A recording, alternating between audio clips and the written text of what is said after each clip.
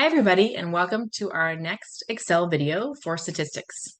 So in this video, I want to talk to you about how to find either areas or probabilities or values when you have a normal curve. So this video relates to when you have continuous data, and particularly that data is bell-shaped or a normal curve or normal distribution. So there are two main functions that we use here, and I have them both listed out on the screen already for us. The first is what to use when you need to find the area to the left of a value. Um, so for instance, maybe the question says something like, find the area to the left of z equals negative 1.25, or find the area to the left of x equals 4. It can also say find the cumulative area. So cumulative area refers to area to the left of a value as well. Or you may have a question that asks about a probability that's less than or equal to a particular value, right? What is the probability of selecting someone who works less than 10 hours a week, for instance? So all of that language is going to be the same process. And again, in each case, the big thing is that you're trying to find an area or a probability. So the function that I recommend using there is called norm.dist. The value that you put in first is either your x value or your z value. So I like this function better than some of the other ones that are used for Excel because it allows you to use either x or z scores. So either x values from the raw data or z scores instead. So once you put in that value there, then you would next put in the mean, then the standard deviation, and then you're going to type in the word true, which will give you that cumulative probability. So for instance, let's say I want to find the cumulative probability for z equals 0.65. Now, because I'm using a z-score here, you want to remember that for z-scores, the mean is always 0, and the standard deviation is always 1 automatically.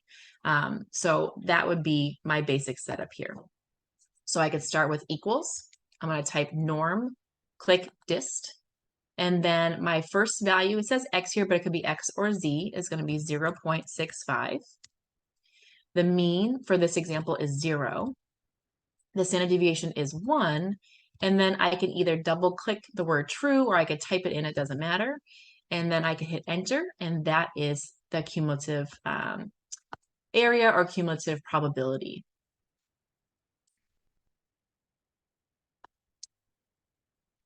So anything about cumulative area, probability to the left, something less than, this is the formula that you're going to use.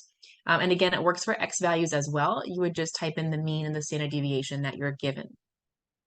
Now, do remember that if you do have, or you do want to find the area on the right or in between two z values, you would start with this and then you'd have an extra step.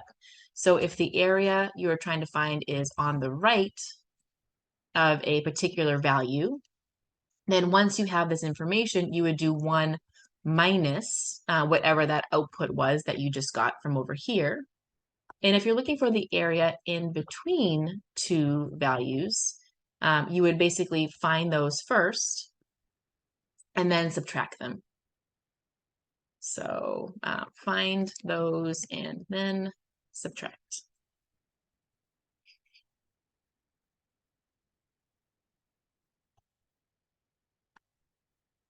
Let's go down a little bit here so we can fit everything on one screen. Okay, so this formula is for area to the left. And again, if you need the area to the right, you would have to subtract this with 1. Or if you have two values, you're trying to find the area in between, we would find each of those using the formula on the left and then subtract those. I have yet to find an easier way to do that in Excel, so this is the one that I recommend. Now, there's one other piece here that is helpful to find when you have a continuous bell-shaped curve, and that's the opposite question. So let's say you know the area and probability, and you want to actually find the value. So let me use a similar question here. So let's say we know the area to the left is 0.742. I'll just use this one right here. 7422. We'll go out to 4 decimal places and round. what is the z-score? Right, so we could ask the opposite question. So maybe I know the area to the left, but I would like to know the z-score. Now, again, because I'm talking about z values, the mean is always 0 and the standard deviation has to be 1. If you were talking about x values, then the problem would have to give you the mean and standard deviation, or you'd have to be able to find them on your own.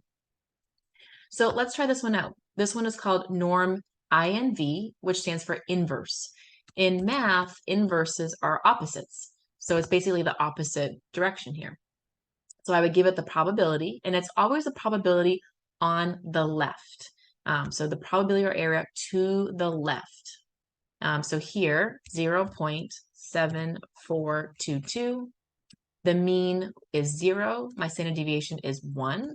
I hit enter, and then you can get that z-score, which we usually round to 2 decimal places. And you can see it's the same one that we had up above.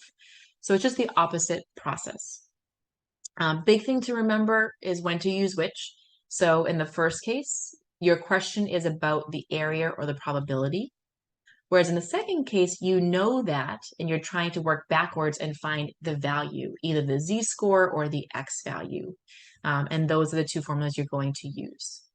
Last thing to keep in mind is that area is always to the left when using these two formulas. So you need to use the area on the left side of the graph rather than the right side or in between, for instance, to answer these questions.